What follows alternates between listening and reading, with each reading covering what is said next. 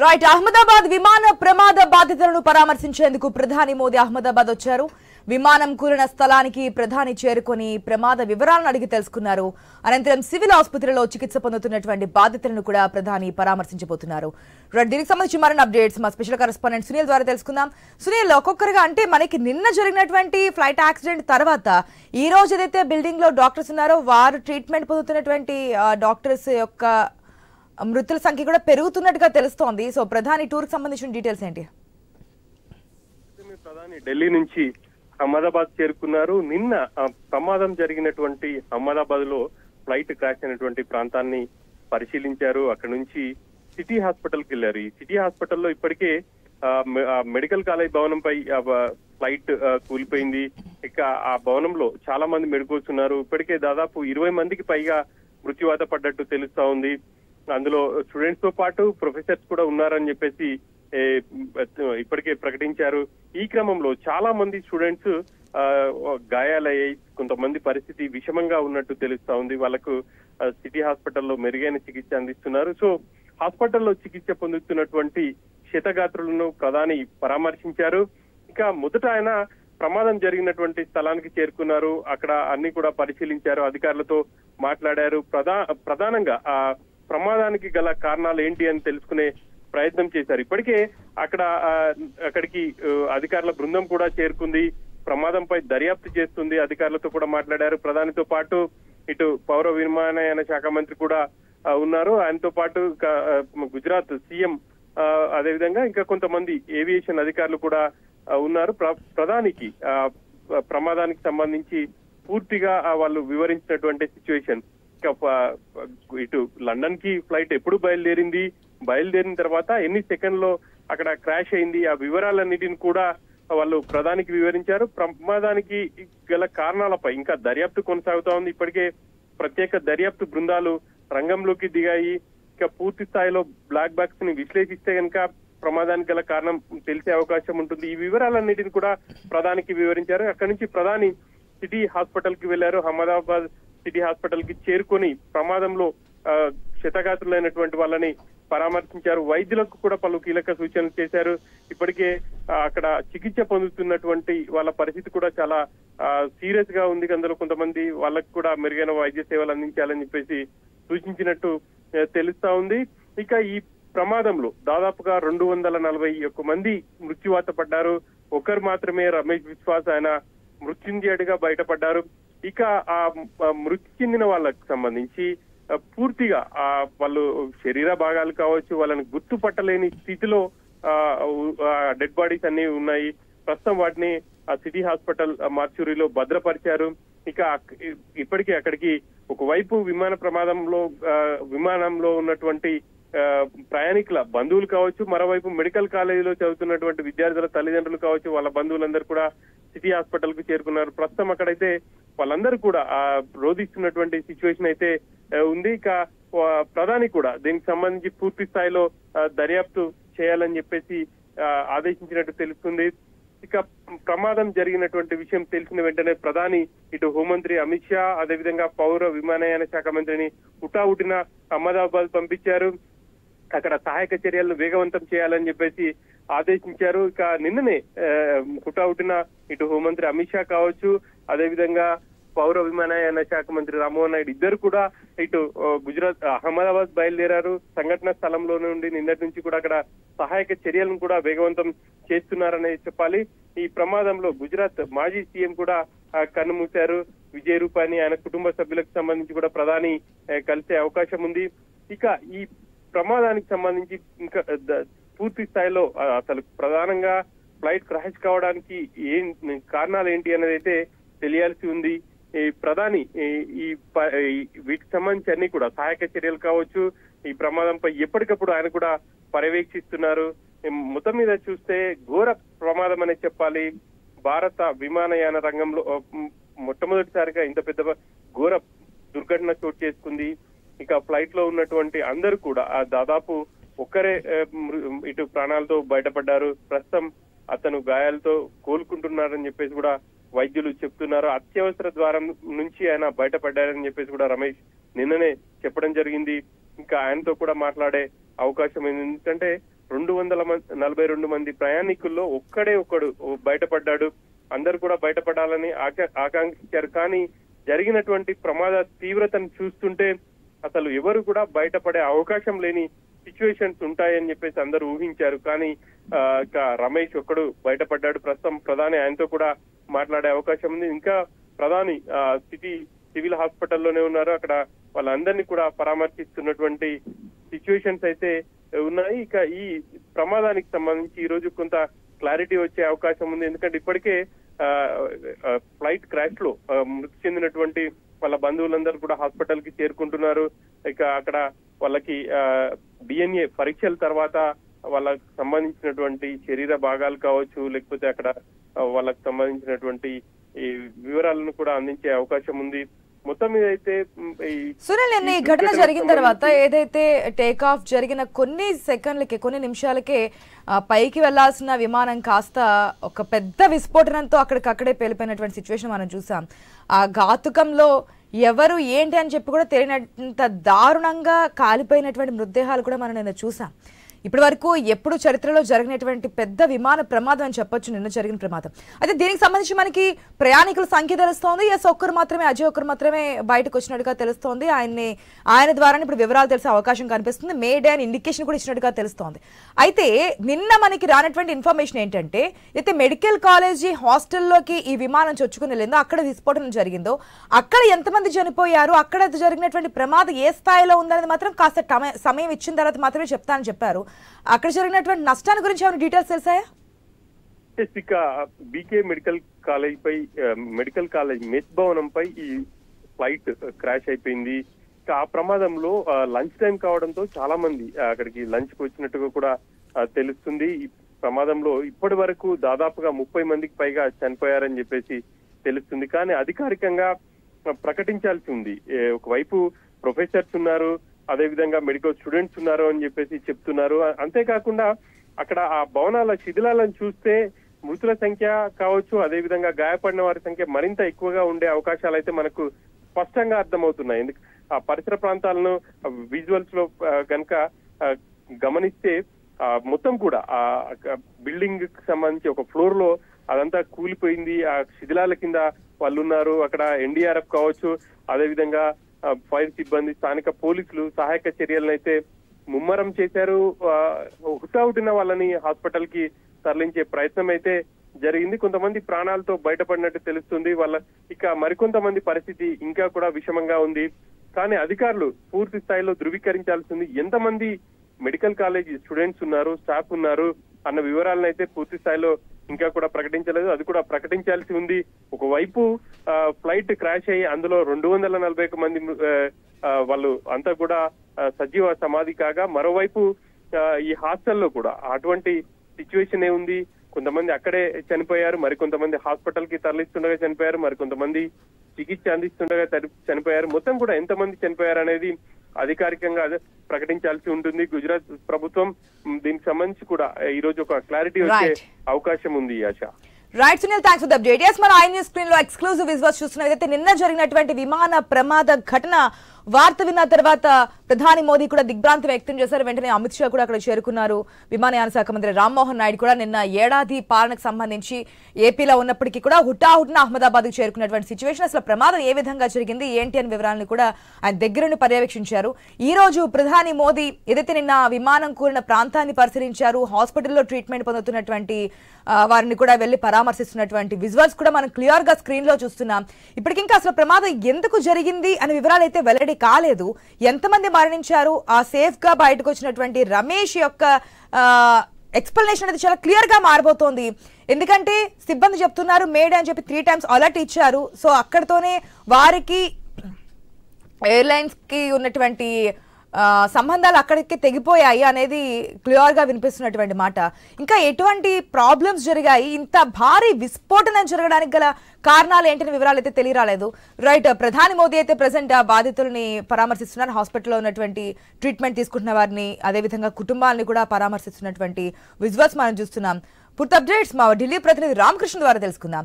రామకృష్ణ, ఇప్పటికే మనం చూస్తున్నాం నిన్న అమిత్ షా వచ్చారు, ఏం జరిగింది ఏంటి చూసారు, రామ్మోహన్ నాయుడు కూడా అక్కడే ఉన్నారు మంత్రిగా. ఈ రోజు ప్రధాని మోదీ కూడా సందర్శిస్తున్నారు, అనుకున్నటువంటి షెడ్యూల్ అనేది కూడా క్యాన్సిల్ చేసుకున్నటువంటి సిచ్యువేషన్.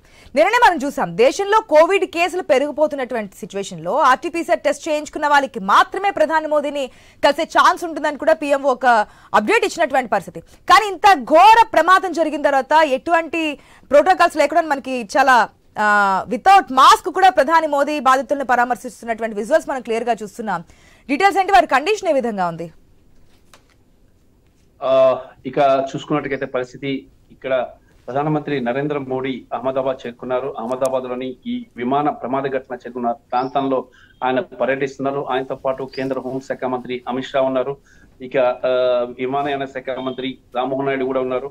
మరి అక్కడ జరిగిన ప్రమాదం జరిగిన తీరుని ఇటు ఇద్దరు కేంద్ర మంత్రులు కూడా ఇటు వివరిస్తున్నారు ప్రధానమంత్రి నరేంద్ర మోడీకి. మరి అయితే ఈ ఘటన జరగటంపై చాలా అనుమానాలు కూడా వ్యక్తమవుతున్నాయి.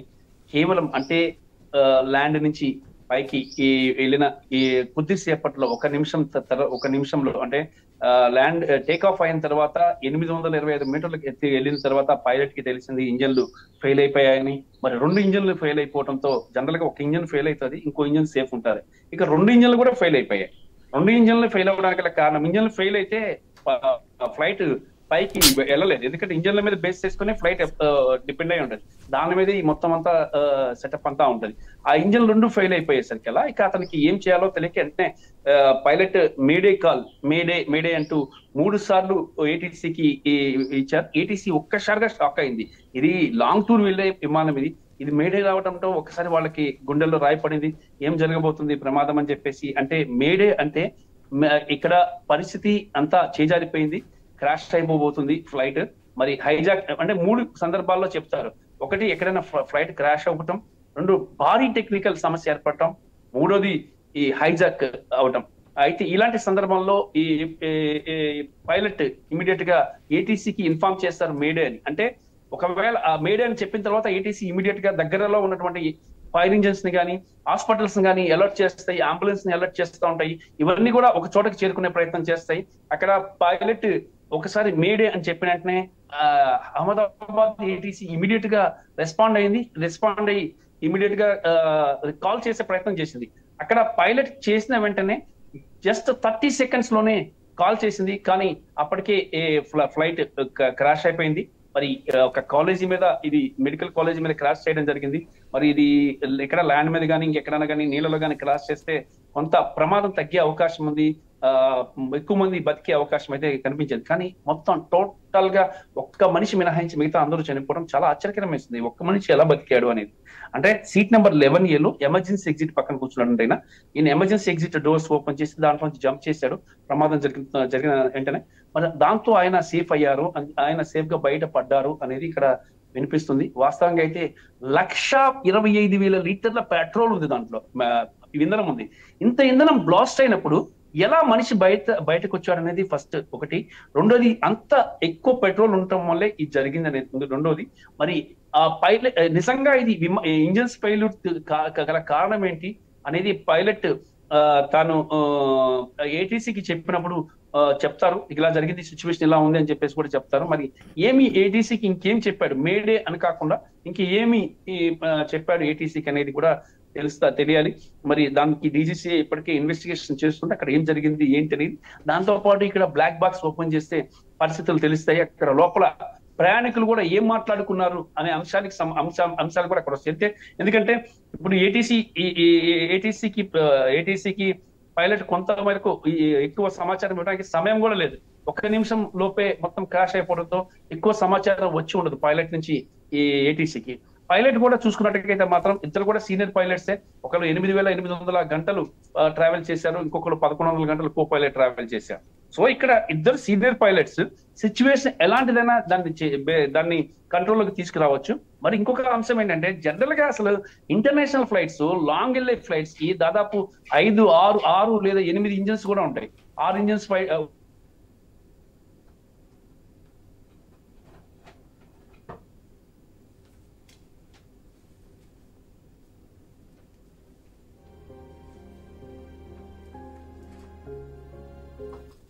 2 ఇంజిన్లు పనిచేస్తాయి. ఆ తర్వాత ఆటోమేటిక్ గా ఇంకొక 2 ఇంజిన్లకి షిఫ్ట్ అవుతాయి. ఆ తర్వాత ఇంకో 2 ఇంజిన్లకి షిఫ్ట్ అవుతుంది.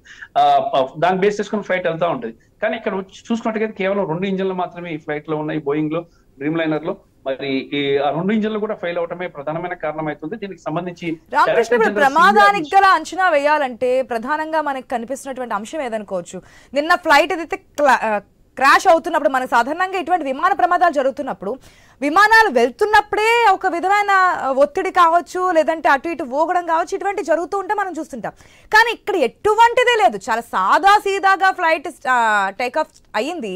కాకపోతే పైకి వెళ్లాల్సిన విమానం కాస్త, అంటే 40 degrees నుంచి వెళ్లాల్సిన విమానం కాస్త మళ్ళీ డౌన్ ఫాల్ అవ్వడం, ఒక్కసారిగా అది ఆ బిల్డింగ్ లోకి దూసుకెళ్ళడం అనేది మనం చూస్తున్నాం. సో ఇక్కడ మెయిన్ కీలకంగా ఉండబోతుంది రమేష్ తో పాటు, అంటే రమేష్ ఇచ్చే స్టేట్మెంట్ తో పాటు ప్రధానంగా ఏ అంశాలను తీసుకునే అవకాశం ఉందనుకోవచ్చు? అసలు ఇక్కడ చాలా మిస్టరీ. ఫస్ట్ మిస్టరీ రమేష్ బయటపడడం అనేది ఫస్ట్ మిస్టరీ. నిజంగా అది అసలు ఎలా బయటపడటం అనేది సాధ్యం కాదు. ఎందుకంటే 1,25,000 లీటర్ల ఫ్యూయల్ ఉంది. అంత 1,25,000 ఫ్యూయల్ అయినప్పుడు మొత్తం ఓవరాల్ గా ఫ్లైట్ అందరూ చనిపోయినప్పుడు రమేష్ ఎలా బయటపడ్డాడు? లోపల రమేష్ నుంచి ఇంకా చాలా ఇన్ఫర్మేషన్ ఇన్వెస్టిగేటివ్ ఏజెన్సీస్ తీసుకోవాల్సిన అవసరం ఉంది. This the first thing. రెండోది, ఆయన ఎమర్జెన్సీ ఎగ్జిట్ దగ్గర ఉన్నాడు. ఎమర్జెన్సీ ఎగ్జిట్ దగ్గర ఉన్నప్పుడు ఎమర్జెన్సీ ఎగ్జిట్ ని తీసుకొని బయటకు వచ్చేటప్పుడు బయట కూడా మంటలు ఉంటాయి. లోపల అందరూ కూడా మంటల్లో చనిపోయారు, బయట మంటల్లో వస్తాయి. మరి అంటే వింగ్స్ దగ్గరే పెట్రోల్ ఉంటుంది, పెట్రోల్ కూడా ఉండేది వింగ్స్ దగ్గర ఉంటుంది, పెట్రోల్ అంతా కూడా. మరి ఎలా బయటకు వచ్చాడు అంటే, ఎక్కువ జనరల్ గా ఇంత పెద్ద ప్రమాదం నుంచి బయటికి రావాలి అంటే చాలా కష్టమైతుంది. బట్ ఆయన బయటపడ్డాడు, చాలా సంతోషం ఆయన బయటపడటం కూడా. మరి ఆయన ఎలా బయటపడ్డాడు అనేది, అక్కడ ఏం జరిగింది లోపల అనేది రమేష్ ఇచ్చే information first thing. Second, pilots ఏం మాట్లాడారు అనేది బ్లాక్ బాక్స్ నుంచి సమాచారం తీసుకోవాలి. రెండోది, మూడోది, ఫ్లైట్ బయలుదేరే ముందు మొత్తం అన్ని చెక్ చేస్తారు. ఇది ఢిల్లీ నుంచి బయలుదేరిన ఫ్లైట్. ఢిల్లీ నుంచి బయలుదేరినప్పుడు ఢిల్లీలో అక్కడ డీజీసీఏ కూడా దీనికి పర్మిషన్ ఇవ్వాలా, ఫ్లై అవడానికి. ఏటీసీ నుంచి పర్మిషన్ రావాలా. దాంతో పాటు ఇక్కడ ఇంజిన్స్ ఎలా ఉన్నాయి, లేదంటే లోపల పరిస్థితులు ఎలా ఉంది, లోపల అంతా పర్ఫెక్ట్ గా ఉందా, ఏసీ మంచిగా వస్తుందా.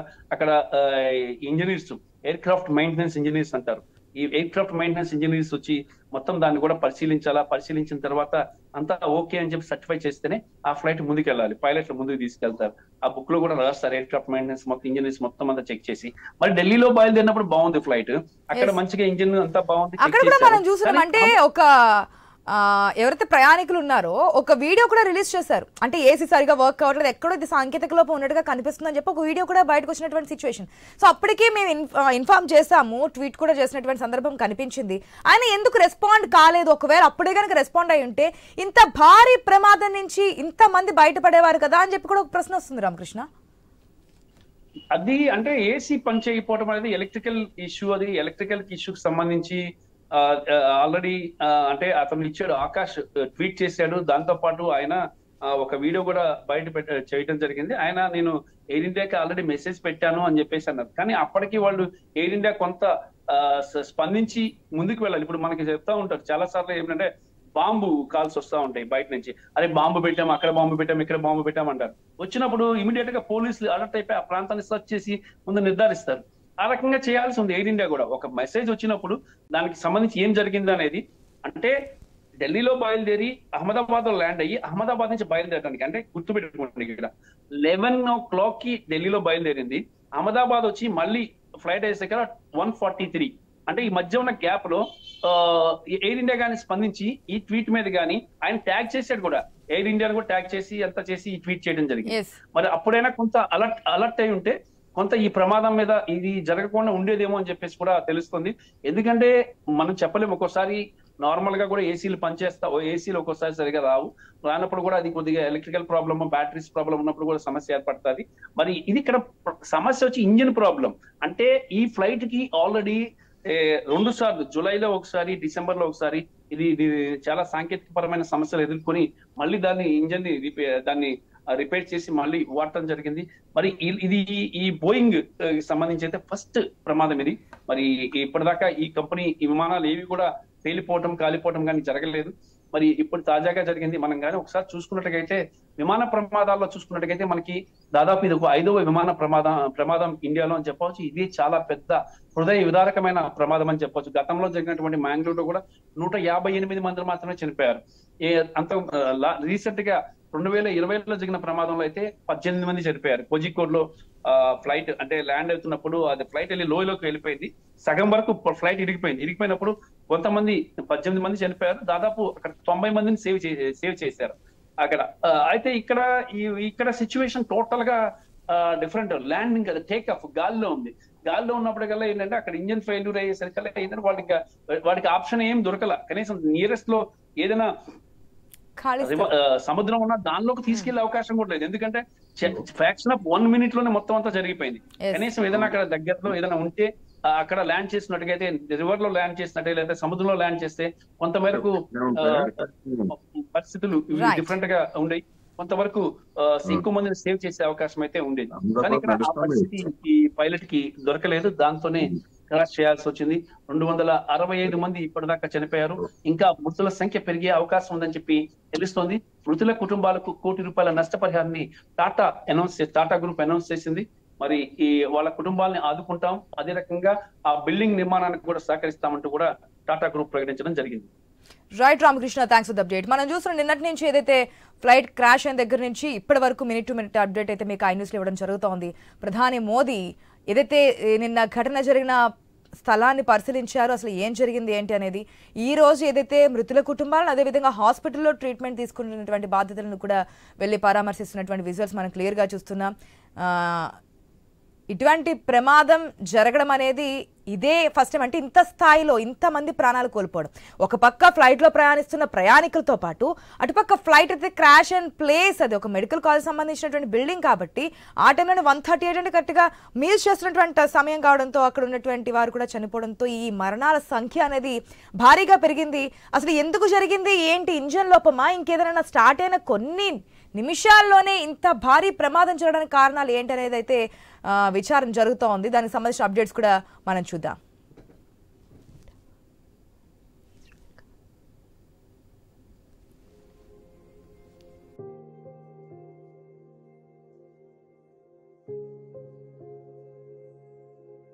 గారు ఉన్నారు, మన్యం కోటేశ్వరరావు గారు ఉన్నారు, పొలిటికల్ అనలిస్ట్. నమస్తే అండి కోటేశ్వరరావు గారు. నమస్తే. ఇక్కడ కొన్ని డౌట్స్ అయితే రేజ్ అవుతున్నాయి కోటేశ్వరరావు గారు. ఇప్పటికే నిన్న ప్లేన్ క్రాష్ అయినప్పటి నుంచి కూడా ఇప్పటి వరకు అనేక అనుమానాలు అయితే వస్తున్నాయి. గతంలోనే ఈ బోయింగ్ ఫ్లైట్కి సంబంధించి అనేక విమర్శలు వస్తున్నప్పుడు ఎందుకు కంటిన్యూ చేస్తున్నారండి ఒకటి. మరి టేక్ ఆఫ్ అయిన కొద్ది నిమిషాలకి ఈ విధంగా క్రాష్ అవ్వడం ఏంటి అనేది మరొక ప్రశ్న కూడా ఉత్పన్నమవుతోంది. అసలు ఈ ఫ్లైట్ యాక్సిడెంట్ సంబంధించి మీరేమంటారు, ఏం జరిగి ఉండొచ్చు అంటారు?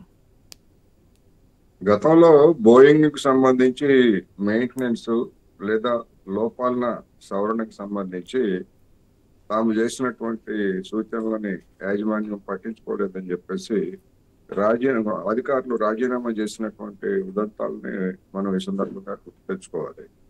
అది సాధారణంగా ఒక్క అహ్మదాబాద్ నుంచి లేదా ఢిల్లీ నుంచి బయలుదేరినటువంటి ఈ ఫ్లైట్ అనే కాకుండా అది ఒక సాధారణ విమర్శగానే వాళ్ళు చేశారు. మొత్తంగా మెయింటెనెన్స్ అన్ని విమానాలు. కానీ ఈ పర్టికులర్ విమానం అనేటువంటిది ఢిల్లీ నుంచి వచ్చిన తర్వాత మరి అక్కడ తరువుగా చెక్ చేసి ఉంటారు, లేకపోతే మధ్యలో ఏదైనా లోపాలు తలెత్తుంటే దాన్ని పైలట్స్ కో పైలట్ గ్రహించి ఉండాలి. లేదు ఏదన్నా ఒకవేళ ఉండేట్లయితే లోపాలను సరి చేయడానికి అహ్మదాబాద్ విమానాశ్రయంలో అయినా కానీ దాన్ని కొంచెం టైం నిలిపివేసి సరి చేసి ఉండాలి, లేకపోతే దాన్ని క్యాన్సిల్ చేసి వేరే పెట్టాలి. మరి అది ఏం జరిగింది ఏమిటనేటువంటిది మనకి విచారణలో పూర్తిగా సమాచారం తెలిసినంత వరకు అనేకమైనటువంటి కుట్ర కథనాలు లేకపోతే అనేకమైనటువంటి అనుమానాలు రావడం సహజం. వాటన్నిటినీ మనం తప్పుపట్టిన అవసరం లేదు. ఎందుకంటే ఇవాళ ఉన్నటువంటి ఎన్విరాన్మెంట్ లో ఏ ప్రమాదం జరిగినా లేదా ఏ ఉదంతం జరిగినా దాని వెనకాల వెంటనే కుట్ర ఉంది అనేటువంటి వాళ్ళు వెంటనే తయారవుతారు. ఎందుకు అంటే అది ప్రభుత్వ నిర్లక్ష్యం కావచ్చు, లేదా సంస్థలకు సంబంధించినటువంటి నిర్లక్ష్యం కావచ్చు, వాటన్నిటిని పక్కదారి పట్టించడానికి వేసేటువంటి ఎత్తుగడలు కూడా మనం చూస్తున్నాం. అందుకని దీని మీద నా వరకు అయితే ఈ కుట్ర సిద్ధాంతాలని లేదా అనుమానాలని పూర్తిగా తోసివేయడం కానీ లేదా పూర్తిగా నిజమని కానీ చెప్పడానికి లేదు. దర్యాప్తులో ఏం చెప్తారు ఏమిటి అనేటువంటిది తేలిన తర్వాత మాత్రమే ఇది కొన్ని అభిప్రాయాలకు రావచ్చు అనేది నేను చెప్పదలుచుకున్నాను.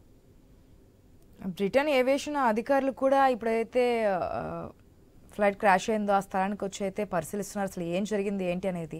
ఎందుకంటే ఇంత స్థాయిలో ఇంతమంది మృతి చెందడం అనేది ఇప్పటి వరకు మన చరిత్రలో కూడా ఎప్పుడు చూడలేదు. ఎందుకంటే చాలా తక్కువ సంఖ్యలో ఉండేవారు, 200 అబోవ్ మెంబర్స్, అది కూడా ఫ్లైట్లో ఉన్న వాళ్ళే కాకుండా ఇదివరకు ఏదైనా ప్రమాదాలు జరిగినప్పుడు కోటేశ్వరరావు గారు అంటే టేక్ ఆఫ్ అయిన తర్వాత కొంత సమయం అయిన తర్వాత గాల్లో ఉన్నప్పుడు ఏదైనా టెక్నికల్ ఇష్యూస్ రావడం ఇటువంటివి జరిగినప్పుడు ఆ పైలట్ అనేది అలర్ట్ అవ్వడము, ఏదో విధంగా సేఫ్ ల్యాండింగ్ చేయాలని చెప్పి అట్లా సముద్రాన్ని లేదంటే ఓపెన్ ప్లేస్ అట్లా ఏదైనా చెక్ చేసుకునేవారు.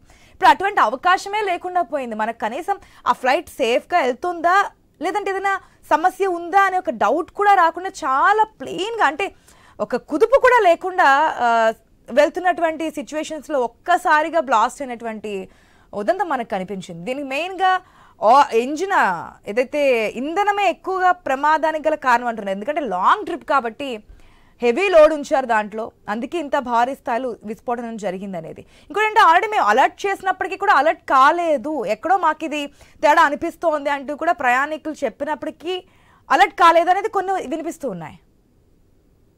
అలర్ట్ అంటే ఇప్పుడు అతను ఒక ప్రయాణికుడు పెట్టినటువంటి వీడియో దాని ప్రకారం ఏసీ సరిగ్గా పనిచేయడం లేదు అనేటువంటి దాన్నే చెప్తున్నారు. ఏసీ పనిచేయకపోవడం అనేటువంటిది సరే జరిగి ఉండొచ్చు, నేనేమి దాన్ని కాదంటలేదు. కానీ ఏసీ పనిచేయడానికి లేదా ఇంజన్లు ఫెయిల్ కావడానికి ఇంత ప్రమాదం జరగటానికి ఉన్నటువంటి సంబంధం ఏమిటనేటువంటిది కూడా ఆ కోణంలో కూడా దర్యాప్తు చేయాలి. ఎందుకంటే ప్రతి ఏ అంశాన్ని కూడా ఈ సందర్భంగా విస్మరించకూడదు. మరి ఇతర దేశాలు లేదా ఇతర దేశాల్లో జరిగినటువంటి ఇలాంటి ప్రమాదాల సందర్భంగా అక్కడ వెలువడినటువంటి విషయాలు అంటే ఈ ప్రమాదాలు జరిగినప్పుడు కొన్ని సాధారణమైనటువంటి ధోరణులు వెల్లడవుతాయి. ప్రమాదాల్లో ఇంజిన్ ఫెయిల్యూర్సా, లేకపోతే పక్షి కొట్టడమా, లేకపోతే మెయింటెనెన్స్ కు సంబంధించినటువంటి సమస్య, ఏ కారణంతో ఏ ప్రమాదం జరిగింది, ఏ కారణంతో ఎంత శాతం ప్రమాదాలు జరిగాయి అనేటువంటిది మొత్తం ఏవియేషన్ హిస్టరీలో అవన్నీ కూడా ఆల్రెడీ నమోదై ఉన్నాయి. అందుకని వాటన్నింటినీ చూసినప్పుడు దానిలో ఏది ఇప్పుడు జరిగినటువంటి ప్రమాదం ఎక్కడ సూటబుల్ అవుతుంది అనేటువంటి కూడా చూడాలి. వాటన్నిటిని తీసుకొని గుణపాఠాలు ఏవియేషన్ ఇండస్ట్రీలో ఉన్నటువంటి ఇప్పుడు బోయింగ్ కావచ్చు, లేకపోతే ఎయిర్ బస్ కావచ్చు, ఇంకెవరైనా కానీ ఇటువంటి నేరపూరితమైనటువంటి నిర్లక్ష్యానికి పూనుకుంటే ఒక విమానం లేదా కొంతమంది చనిపోవడం సమస్య కాదు, మొత్తం ఆ కంపెనీల యొక్క మనుగడే ప్రశ్నార్థకం అవుతుంది. అందుకని వాళ్ళు ఆ విధంగా నిర్లక్ష్యంగా ఉంటారని నేనైతే అనుకోవట్లేదు. ఏమైనప్పటికీ ఈ ప్రైవేటు సంస్థలు కావచ్చు లేదా ఏ సంస్థలైనా కానీ నిర్వహణకు సంబంధించి డబ్బులు ఆదా చేసుకోవడానికి పడేటువంటి కక్కుర్తి పనుల గురించి మనకి తెలుసు. మనం చూస్తున్నాం ఆర్టీసీ బస్సుల్లో బస్సు కండిషన్ సరిగ్గా లేదంటే ముందు నడుపుతావా లేదా, నీకు చేత కాదా అని చెప్పేసి డ్రైవర్లని రెచ్చగొట్టి బలవంతంగా పంపించినటువంటి ఉదంతాలు, అవి తర్వాత ప్రమాదానికి గురైనటువంటి ఉదంతాలు మనకు తెలిసింది. అందుకని అలాంటి మానవ తప్పిదం కూడా ఉండొచ్చు, లేదని నేను అన్న. కానీ ఏమైనప్పటికీ బ్లాక్ బాక్స్ దొరికిందంటున్నారు, మరి అందులో ఏమి నమోదై ఉంది ఏమిటి అనేటువంటిది కూడా చూడాల్సి ఉంది. ఇంజన్లో 2 ఇంజన్లు ఉన్నటువంటిది, రెండోది దాదాపు 1,25,000 లీటర్లు ఇంధనం అందులో ఉన్నది. అంత భారీగా ఇంధనం ఉన్నప్పుడు సహజంగానే ఏ చిన్న ప్రమాదం జరిగినా గానీ వెంటనే పేలుడు అనేటువంటి కూడా మామూలుగా ఉండదు. ఆ కారణంగానే అనేక మంది మెడికోలు కూడా చనిపోయారు. అది మరొక విషాదం. పులి మీద పుట్టలాగా ఒక భవనం మీద, మెడికోలు ఉన్నటువంటి భవనం మీద కూలిపోవడం, అక్కడ అనేక మంది మరణించడం అనేటువంటిది అది కూడా మరొక విషాదం. ఏమైనప్పటికీ ఇది భారత చరిత్రలో ఇది మొట్టమొదటి ఘోర ప్రమాదం ఇది. అందుకని దీని మీద అన్ని వైపుల నుంచి విచారణ అయితే జరపాలనేది నా అభిప్రాయం. ఇప్పటికే అంటే ప్రమాదం మనకి సాధారణంగా చూస్తుంటాం కోటేశ్వరరావు గారు, ప్రమాదం జరగక ముందు కంటే ప్రమాదం జరిగిన తర్వాతే జరగకుండా ఉండాల్సింది కదా అనే చర్యలు తీసుకుని ఉంటాం తప్ప ఎందుకు ప్రమాదం జరగకుండానే చర్యలు తీసుకుంటే కనుక ఇంత నష్టాన్ని తగ్గించవచ్చు. ఇప్పుడు ఎక్స్గ్రేషియో ప్రకటించారు ₹1,00,00,000 చొప్పున, 1 కోటి కాదు కదా, 10 కోట్లు ఇచ్చినా సరే పోయిన ప్రాణాన్ని వెనక్కి తీసుకొచ్చే అవకాశం లేదు. ఆ ఫ్లైట్లో ఒక నవవధువు ఉన్నటువంటి సిచ్యువేషన్ కూడా మనకు కనిపించింది. తన లైఫ్ స్పాయిల్ అయిపోయినట్టే, ఏమీ లేదు. చిన్న చిన్న వయసులో అందరూ కూడా ప్రాణాలు కోల్పోయినటువంటి పరిస్థితులు. మరొకరు ఏదైతే ఇండియాని చూడడానికి వచ్చి వెళ్తున్నటువంటి సిచ్యువేషన్స్లో ఎయిర్పోర్ట్లో వీడియో పెట్టి ఫ్లైట్ ఎక్కిన తర్వాత క్రాష్ అవ్వడం, చనిపోయినటువంటి సిచ్యువేషన్స్. సో 1 కోటి రూపాయలు 2 కోట్ల నష్టపరిహారం అనేది ఎంతవరకు ప్రాణాన్ని అయితే వెలకట్టలేదు, దాని సమతూకం వేయలేనటువంటి సిచ్యువేషన్. ఇక్కడ వస్తున్నటువంటి మరొక ప్రశ్న ఏంటంటే, ఒక ఫ్లైట్ టేక్ ఆఫ్ అవుతున్నప్పుడు, అంటే స్టార్ట్ అవుతున్నప్పుడు అనుకోవచ్చు, సామాన్య మన పరిభాషలో మాట్లాడుకుంటే కనుక అసలు ఏ విధంగా ఉంది, అన్నీ కూడా టెక్నికల్గా ఓకేనా కాదా అని చెప్పి ఒకసారి టెస్ట్ చేసిన తర్వాత స్టార్ట్ చేస్తారా, లేదంటే డైలీ రొటీన్గా నడిచే ఫ్లైట్సే కాబట్టి స్టార్ట్ చేసుకుని వెళ్తారా అనేది ఒక ప్రశ్న ఉత్పన్నమవుతోంది. ఇప్పుడు పైలట్, సీనియర్ పైలట్ 8,000 గంటలకు పైగా నడిపినటువంటి అనుభవం ఉంది. కో పైలట్ కూడా 1,100 గంటలకు పైగా ఆయన కూడా ఎక్స్పీరియన్స్ ఉన్నది. అంత రెండోది ఇంటర్నేషనల్ సుదీర్ఘ దూరం ప్రయాణించేటువంటి దానికి సీనియర్ పైలట్లనే ఉంటారు. అన్ని రకాల జాగ్రత్తలు కూడా తీసుకుంటారు. అందువలన మరి అటువంటి పైలట్ కూడా ఎక్కడ అనుమానం రాలేదు అనేటువంటిది మనకు కనిపిస్తా ఉంది. ఇప్పుడు ఫ్లైట్ ఇంజనీర్లు ఉంటారు. ఫ్లైట్ బయలుదేరిపోయే ముందు ఢిల్లీలో కావచ్చు, అహ్మదాబాద్ లో కావచ్చు, దానికి సంబంధించినటువంటి టెస్టులు అన్ని కూడా నమోదు చేస్తారు. అందుకని అవన్నీ ఏం జరిగినాయి, ఏమిటి, ఏదైనా లోపాలను గుర్తించి సరిచేశారా, లేకపోతే ఆ లోపాలను గుర్తించి కూడా టైం లేదు లేమని చెప్పేసి పర్లేదు లేమని ఏమైనా పంపించారా, ఏమిటి అనేటువంటిది మనకు తెలియాలి. తెలియకుండా మనం ఎవరిని కూడా ఈ దశలో ఆరోపించలేము. ఎందుకంటే ఒక విషాదం ఇది. పైలట్లైనా లేదా అందులో ఉన్నటువంటి సిబ్బంది అయినా గానీ వాళ్ళు కూడా మొత్తం ప్రాణాలు కోల్పోయారు కదా. ఎవరు కూడా ఒక ప్రమాదం కాస్త 2 ప్రమాదాలకి కారణమైంది. 2 ప్రమాదాలు. ఇప్పుడు అన్యంపుణ్యం జరిగినటువంటి మెడికోలు చనిపోయారు కదా. అందుకని ఇంకా మెడికలే కాదు, ఆ పరిసరాల్లో ఉన్నటువంటి ఇతర పౌరులు కూడా ఏమైనా గాయపడ్డారా, చనిపోయారా, అంచనా వేయలేకపోతున్నారు. ఇంకా అంటే విమానంలో ఉన్న వారి సంఖ్యను టికెట్స్ బట్టి మనకి ఇంతమంది ఉన్నారు, దాంట్లో ఎంప్లాయీస్ ఇంతమంది, పైలట్స్ ఇంతమంది అని చెప్పి, క్రూ ఇంతమంది అని చెప్పి మనకు తెలుస్తోంది. కానీ అక్కడ ఏదైతే అంచనా వేయలేకపోతున్నారు, అసలు ఇంకా శిథిలాల కింద ఎవరైనా ఉన్నారా, చుట్టుపక్కల ఇంకా ఎంతవరకు ప్రాణ నష్టం జరిగింది అనేది ఇంకా అంచనాకు రాలేనటువంటి పరిస్థితి. ప్రజెంట్ ఏదైతే క్షతగాత్రులు ఉన్నారో వారి ట్రీట్మెంట్ ఎంతవరకు బాగా జరుగుతోంది, వారు క్షేమంగా ఉన్న వాళ్ళు వారున్న ప్రాణాలతో బయటకు రావాలని చెప్పి ప్రార్థనలు, అక్కడ తల్లిదండ్రులు కోరుకుంటున్నటువంటి వేడుకలు మనకి వినిపిస్తున్నటువంటి సిచ్యువేషన్ మనకు కనిపిస్తుంది. నిన్న మనకి ప్రధానంగా వినిపించింది మేడే అని చెప్పి 3 టైమ్స్ అలర్ట్ ఇచ్చారని చెప్పి. అసలు ఈ మేడే అంటే ఏంటి అనేది సామాన్య ప్రజలకి ఎవరికి సరిగా తెలియదు. ఎందుకు ఈ అలర్ట్స్ ఇస్తారు, దీనికి గల రీజన్స్ ఏంటి, ఈ యొక్క వర్డ్ యొక్క ఇండికేషన్స్ ఏంటి అనేది ఒకసారి చెప్తారా కోటేశ్వర గారు? అసలు ఏంటి మేడే? మేడే అంటే మనకి మే దినోత్సవం. చాలా మంది పత్రికల్లో చదివి మేడే అని ఎందుకు వచ్చారు అని చాలా మందికి సందేహం కూడా వచ్చిన మాట వాస్తవం. మేడే అంటే అది ఫ్రెంచి దాని నుంచి వచ్చినటువంటి ఒక పదం. అది మేడే అని పైలట్ మాట్లాడారంటే ప్రమాదం వచ్చేసింది, ఇంకా ఫ్లైట్ మా కంట్రోల్లో లేకుండా పోయింది అని చెప్పేసి చెప్పాడు ఆయన. ప్రయాణికులకు కావచ్చు లేదా ఏటీసీ అధికారులకు కావచ్చు, వీళ్ళందరికి కూడా మేడే అనే మాట వాళ్ళ నోటి నుంచి కనుక వచ్చిందంటే అది ఇంకా అది కుప్పకూలిపోయినట్టే, లేకపోతే కుప్పకూలిపోవడానికి సిద్ధంగా ఉన్నటువంటి ముందు క్షణంలో చెప్పేటువంటి మాట అది. అందుకని ఆ విధమైనటువంటి అది ఏవియేషన్ రంగంలో ఉన్నటువంటి వాళ్ళందరికీ కూడా, అంటే మామూలు సాధారణ ప్రయాణికులకి మనకెవరికి తెలియదు. ఎందుకంటే మనం ప్రయాణించినప్పుడు మేడే అని ఎప్పుడు అరవలేదు, లేకపోతే అటువంటి ఉదంతాలు జరగలేదు కనుక మనకు తెలియదు. కానీ ఇలాంటి సమయంలోనే అది మనకు తెలుస్తుంది. అందులోనూ ఘోర ప్రమాదం జరిగింది కనుక మేడే అని వాళ్ళు పైలట్ వార్నింగ్ ఇచ్చాడని అది వెంటనే కూలిపోయింది. ఆ తర్వాత ఇంకా ఏం మాటలు జరిగాయి ఏమిటనేటువంటి కూడా మనకి బయటకు రానటువంటి సిచ్యువేషన్ రాలేదు. నిన్న కోటేశ్వరరావు గారు ఒక మిరాకిల్ అనుకోవచ్చు. ఏదైతే రమేష్ బయటపడడం అనేది అది కూడా చాలా తేలిగ్గా, ఏదో చిన్న కార్ యాక్సిడెంట్ అయితే ఏ విధంగా నడిచొస్తారో అదే స్థాయిలో అదే రక్తాలు కార్చుకుంటూ నడిచొస్తున్నటువంటి సిచ్యువేషన్, హాస్పిటల్ ట్రీట్మెంట్ కోసం వెళ్తున్నటువంటి పరిస్థితి. ఆయన సోదరు చనిపోయారు అంటున్నారు. మృతులలో వాళ్ళ సిస్టర్ కూడా ఉన్నారని. కాకపోతే ఏ విధంగా జరిగిందనేది మన సీసీ కెమెరాలు చూస్తున్నప్పుడు, అంటే ఎయిర్పోర్ట్ నుంచి ఉన్నటువంటి సీసీటీవీ ఫుటేజ్లోని భారీ విస్ఫోటనం ఏ స్థాయిలో జరిగిందనేది మనకు క్లియర్ గా తెలుస్తోంది.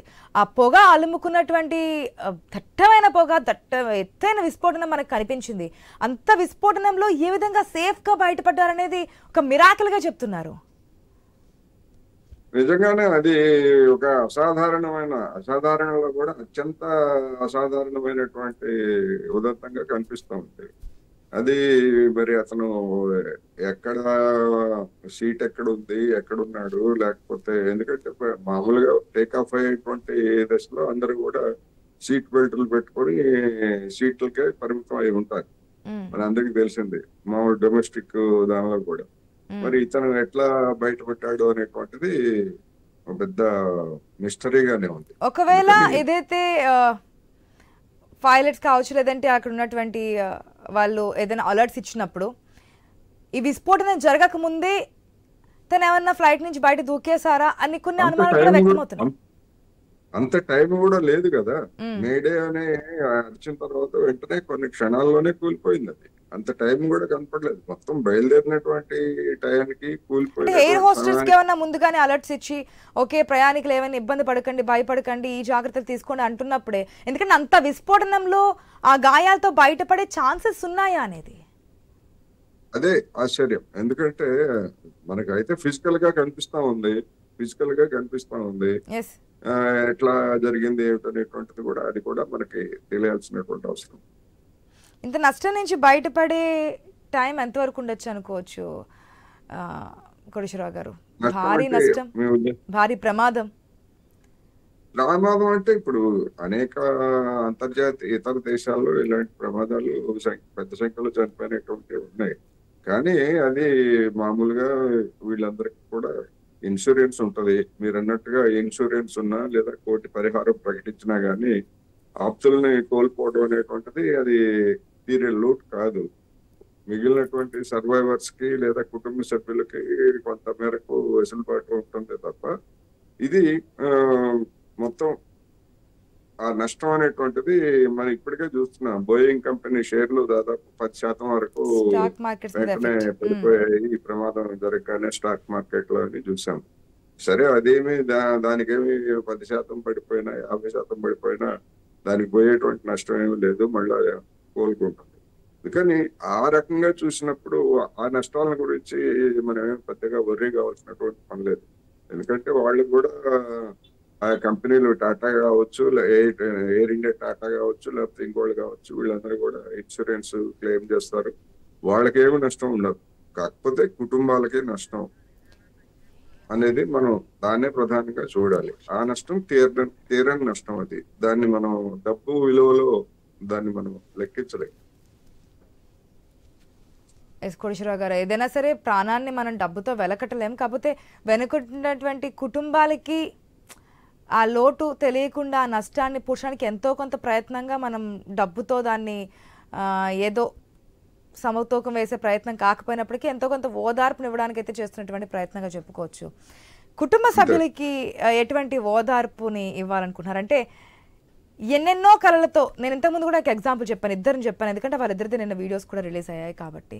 ఒకరు అసలు మన దేశం ఎట్లా ఉంటుందని చెప్పి చూడడానికి వచ్చినటువంటి విజిటర్స్, ఇంకొకళ్ళు నవవధువు పెళ్ళైన కొన్ని నెలలకే భర్తను చూడడానికి వెళ్తున్నటువంటి ఒక వధువు ఈ ఇన్సిడెంట్లో చనిపోయారు. అట్లా చాలామంది కుటుంబాలు, చాలామంది వారి కుటుంబాలను వదిలి వెళ్ళడానికో లేదా కుటుంబాలను చూసి రావడానికో వెళ్తున్నటువంటి ఒక ప్రయాణంలో జరిగినటువంటి దుర్ఘటన. కుటుంబాలను ఏ విధంగా ఆదుకోవాలంటారు? ఎందుకంటే పెద్ద దిక్కును కోల్పోయి ఉంటారు, ఆసరా ఉండే వాళ్ళని కోల్పోయి ఉంటారు. ఈ ₹1 నష్టపరిహారం అనేది ఎంతవరకు వారికి న్యాయం జరుగుతుంది అనేది కాకుండా కుటుంబానికి ఏ విధంగా వారిని ఆదుకోవాలంటారు? చనిపోయినటువంటి వాళ్ళలో పిల్లలు కూడా ఉన్నారు, ఇద్దరు పసిపిల్లలు కూడా ఉన్నారని చెప్తున్నారు. ఎందుకంటే వాళ్ళకి అసలు ఏం జరుగుతుందో ఏం జరిగిందో కూడా తెలియకుండానే కన్ను మూసినటువంటి దుర్ఘటన అది.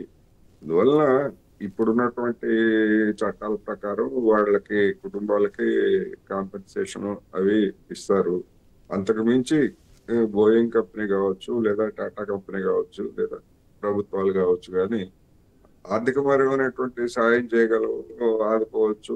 ఒకవేళ మామూలుగా అయితే ప్రమాదాల్లో గాయపడినటువంటి వాళ్ళకి సహజంగానే ఆ, వైద్య ఖర్చులు ఇటువంటివన్నీ ఉంటాయి. ఇందులో అది కూడా లేదు. ఇప్పుడు ఆ చనిపోయినటువంటి వాళ్ళని గుర్తించడం కూడా సమస్యే. ఎస్. గుర్తించడం కూడా సమస్యే. ఎందుకంటే విమానాల్లో ఉన్నటువంటి వాళ్ళని జాబితా ఉంటుంది కనుక వీళ్ళని గుర్తిస్తారు. ఇప్పుడు బయట సైడ్ మరణించినటువంటి వాళ్ళు మొత్తం అంతా కూడా అగ్నికి దగ్ధం అయిపోయినటువంటి సజీవ దహనం అయిపోయినటువంటి వాళ్ళలో బయట వాళ్ళు ఎవరో లేకపోతే ఆ ప్రాంతంలో ఉన్నటువంటి నివాసులు ఎవరో అనేటువంటిది డిఎన్ఏ మరి టెస్ట్ వెంటనే ద్వారా నిరూపిస్తాము, డిఎన్ఏ టెస్ట్ ద్వారా ఎవరు ఏంటి అనేది మేము చెప్తామని చెప్తున్నారు. కానీ